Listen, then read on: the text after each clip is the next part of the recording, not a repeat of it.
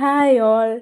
ஒரு cup வெல்லத்துக்கு half cup water சேர்த்து பாகு காய்ச்சி டஸ்ட் இல்லாமல் ஃபில்டர் பண்ணிக்கலாம். நெக்ஸ்ட்டு 2 டேபிள் ஸ்பூன் கீ, ஒரு சிட்டிகை சால்ட்டு சேர்த்து மீடியம் ஃப்ளேமில் கரெக்டாக மிட்டாய் பதம் வர வரைக்கும் கிண்டணும். பாகை தண்ணியில் ஊற்றி பார்த்தா கரைச்சா கரையக்கூடாது, கெட்டியாக உருண்டையாக இருக்கணும். அதுதான் அந்த மிட்டாய் பதம். கடைசியில் இதில் ஏலக்காய் தூள் சேர்த்து ஸ்டவ் ஆஃப் பண்ணிக்கலாம். ஒரு கப் வெல்லத்துக்கு 3லேருந்து 4 கப் பொரி. நல்லா இனிப்பாக வேணும்னா 3 கப், இல்லை நார்மல் இனிப்பு போதும்னா 4 கப் பொரி சேர்த்துக்கணும்.